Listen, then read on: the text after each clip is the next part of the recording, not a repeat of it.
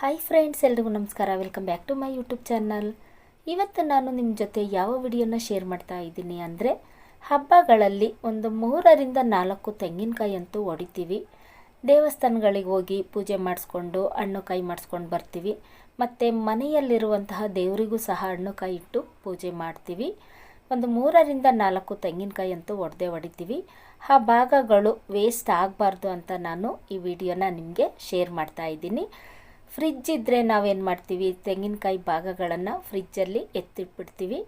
ಕೆಲವೊಂದು ಟೈಮು ಏನಾಗುತ್ತೆ ಅಂದರೆ, ಫ್ರಿಜ್ಜಲ್ಲಿ ಇಟ್ಟಿದ್ರೂ ಸಹ ತೆಂಗಿನಕಾಯಿ ಭಾಗ ಹಾಳಾಗ್ಬಿಡುತ್ತೆ. ಏಕೆಂದರೆ ನಾವು ಒಡೆದಿರುವಂತಹ ಭಾಗಗಳನ್ನು ಕ್ಲೀನ್ ಮಾಡದೆ ಹಾಗೆಯೇ ಫ್ರಿಜ್ ಒಳಗಡೆ ಎತ್ತಿಟ್ರೆ ತೆಂಗಿನಕಾಯಿ ಭಾಗ ಅಂಟು ಬಂದುಬಿಡುತ್ತೆ. ಮತ್ತು ಅಂಟು ಬಂದಿರುವಂತಹ ತೆಂಗಿನಕಾಯನ್ನು ನಾವು ಸಾಂಬಾರಿಗೆ, ಪಲ್ಯಗಳಿಗೆ ಹಾಕೋದಕ್ಕೆ ಆಗೋದಿಲ್ಲ.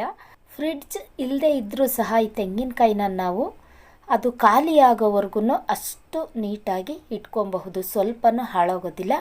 ಫ್ರಿಡ್ಜ್ ಏನಾದರೂ ಇದ್ದರೆ ಅದರಲ್ಲಿ ಇಡೋದಕ್ಕಿಂತ ಮುಂಚೆ ನಾವು ಯಾವ ರೀತಿ ಕ್ಲೀನ್ ಮಾಡಿಕೊಂಡು ಅದನ್ನು ಫ್ರಿಡ್ಜ್ ಒಳಗಡೆ ಇಡಬೇಕು ಅನ್ನೋ ವಿಡಿಯೋನ ನಿಮ್ಮ ಜೊತೆ ಶೇರ್ ಮಾಡ್ತಾ ಇದ್ದೀನಿ. ದಯವಿಟ್ಟು ವಿಡಿಯೋನ ಸ್ಕಿಪ್ ಮಾಡದೆ ನೋಡ್ಕೊಂಡು ಬರೋಣ ಬನ್ನಿ. ತೆಂಗಿನಕಾಯಿ ಭಾಗಗಳನ್ನು ಯಾವುದೇ ಕಾರಣಕ್ಕೂ ಫಸ್ಟೇ ತೊಳಿಬೇಡಿ. ಇವಾಗ ಅಷ್ಟು ತೆಂಗಿನಕಾಯಿನ ನಾನು ಚಿಪ್ಪಿಂದ ತೆಗೆದಿಟ್ಕೊಳ್ತಾ ಇದ್ದೀನಿ. ಫಸ್ಟೇ ತೊಳೆದ್ರೆ ತುರಿಯೋದಕ್ಕೆ ಆಗೋದಿಲ್ಲ. ಹಾಗಾಗಿ ಇವಾಗ ಅಷ್ಟು ತೆಂಗಿನಕಾಯಿನ ನಾನು ಚಿಪ್ಪಿಂದ ತೆಗೆದುಬಿಟ್ಟು ಅದನ್ನು ನೀಟಾಗಿ 2ರಿಂದ 3 ಸರಿ ತೊಳಿತಾ ಇದ್ದೀನಿ. ಜಾಸ್ತಿ ಇದ್ದರೆ ಈ ಥರ ಮಾಡಿ ನೋಡಿ, ತುಂಬ ಉಪಯೋಗ ಆಗುತ್ತೆ. ಕಮ್ಮಿ ಏನಾದರೂ ಇತ್ತು ಅಂದರೆ ನೀವು ಅದನ್ನು ತೊಳೆದ್ಬಿಟ್ಟು ಪೀಸ್ ಮಾಡಿನೂ ಸಹ ಇಟ್ಕೊಬಹುದು. ಇವಾಗ ಅಷ್ಟು ತೆಂಗಿನಕಾಯಿಯನ್ನು ನಾನು ಚಿಪ್ಪಿಂದ ತೆಗೆದುಬಿಟ್ಟು 2ರಿಂದ 3 ಸರಿ ನೀಟಾಗಿ ತೊಳಿತಾ ಇದ್ದೀನಿ. ದೇವಸ್ಥಾನಗಳಿಗೆ ಹಣ್ಣು ಕಾಯಿ ಮಾಡಿಸಿರುವಂತಹ ತೆಂಗಿನಕಾಯಿ ಭಾಗಗಳಾಗಿದ್ದರೆ ಅರಿಶಿನ ಪುಡಿ, ಕುಂಕುಮ ಎಲ್ಲ ಹಾಗೇ ಇರುತ್ತೆ. ಅದನ್ನು ಈ ಥರ ನೀಟಾಗಿ 2ರಿಂದ 3 ಸರಿ ಚೆನ್ನಾಗಿ ತೊಳಿಬೇಕು. ತೊಳೆದ ನಂತರ ನಾನಿಲ್ಲಿ ಅದನ್ನು ಒಂದು ಕಾಟನ್ ಬಟ್ಟೆಯಿಂದ ನೀಟಾಗಿ ಒರೆಸ್ತಾ ಇದ್ದೀನಿ. ಕಾಟನ್ ಬಟ್ಟೆಯಿಂದ ಒರೆಸಿದ್ರೂ ಆಗುತ್ತೆ, ಮತ್ತು ಅದನ್ನು ಬಿಸಿಲಲ್ಲಿ ಒಣಗಿಸಿದ್ರೂ ಆಗುತ್ತೆ. ಆದರೆ ನಾನಿಲ್ಲಿ ಕಾಟನ್ ಬಟ್ಟೆಯಿಂದ ನೀಟಾಗಿ ಸ್ವಲ್ಪನೂ ನೀರಿರಬಾರ್ದು ಆ ಥರ ಒರೆಸಿಟ್ಕೊಳ್ತಾ ಇದ್ದೀನಿ. ಇವಾಗ ಅಷ್ಟು ತೆಂಗಿನಕಾಯಿನ ಒಂದು ಕಾಟನ್ ಬಟ್ಟೆಯಿಂದ ನೀಟಾಗಿ ಒರೆಸಿಟ್ಕೊಂಡಿದ್ದೀನಿ. ಇವಾಗ ಅದನ್ನು ನಾನಿಲ್ಲಿ ತುರಿತಾ ಇದ್ದೀನಿ. ಇದರಲ್ಲಿ 3 ಥರ ಇರುತ್ತೆ. ದಪ್ಪ ಒಂದು ಸೈಡ್ ಇರುತ್ತೆ, ಮೀಡಿಯಮ್ ದಪ್ಪವಾಗಿ ಇನ್ನೊಂದು ಸೈಡ್ ಇರುತ್ತೆ, ಮತ್ತು ಪೂರ್ತಿ ಸಣ್ಣ ಬರೋ ಥರ ಒಂದು ಸೈಡ್ ಇರುತ್ತೆ. ನಾನಿಲ್ಲಿ ಮೀಡಿಯಮ್ ತೆಂಗಿನಕಾಯಿ ತುರಿ ಬರುತ್ತಲ್ಲ ಅದರಲ್ಲಿ ತುರಿತಾ ಇದ್ದೀನಿ. ದಪ್ಪವಾಗಿ ತುರಿದ್ರೆ ಪಲ್ಯಗಳಿಗೆಲ್ಲ ಹಾಕಿದರೆ ಅಷ್ಟು ಚೆನ್ನಾಗಿರೋದಿಲ್ಲ. ಹಾಗಾಗಿ ಮೀಡಿಯಮ್ ಇರುತ್ತೆ ನೋಡಿ, ಅದರಲ್ಲಿ ತುರಿತಾ ಇದ್ದೀನಿ. ನೀವು ತುರೆಮಣೆಯಲ್ಲೂ ಸಹ ಇದನ್ನು ತುರಿದಿಟ್ಕೊಬಹುದು. ಇವಾಗ ತೆಂಗಿನಕಾಯಿ ರೇಟ್ ಬೇರೆ ಜಾಸ್ತಿ ಆಗಿದೆ. ಒಂದು ಪೀಸ್ ತೆಂಗಿನಕಾಯಿನೂ ಸಹ ವೇಸ್ಟ್ ಮಾಡೋದಕ್ಕೆ ಮನಸ್ಸು ಬರೋದಿಲ್ಲ.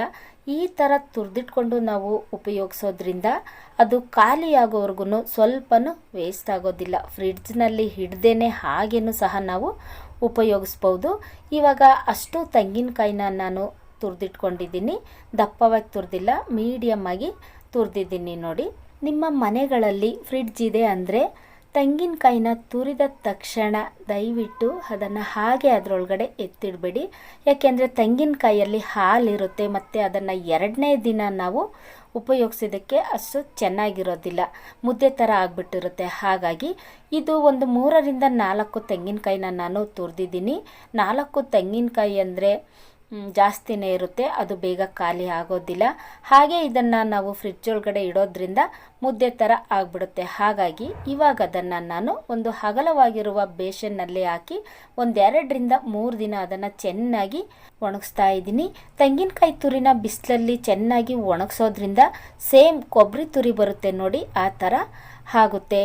ನಿಮ್ಮ ಮನೆಗಳಲ್ಲಿ ಜಾಸ್ತಿ ತೆಂಗಿನಕಾಯಿ ಭಾಗಗಳು ಇತ್ತು ಅಂದರೆ ಈ ಥರ ತುರಿದ್ಬಿಟ್ಟು ಬಿಸಿಲಲ್ಲಿ ಚೆನ್ನಾಗಿ ಒಣಗಿಸ್ಬಿಟ್ಟು ಫ್ರಿಡ್ಜ್ ಒಳಗಡೆ ಇಟ್ಬಿಟ್ಟು ಅದನ್ನು ಬಳಸ್ಬೋದು. ಅದು ಖಾಲಿ ಆಗೋವರೆಗೂ ಸಹ ಒಂದು ಸ್ವಲ್ಪನೂ ವೇಸ್ಟ್ ಆಗೋದಿಲ್ಲ. ಫ್ರಿಡ್ಜ್ ಇಲ್ಲದೆ ಇದ್ದವರು ಈ ಥರ ಟ್ರೈ ಮಾಡಿ ನೋಡಿ.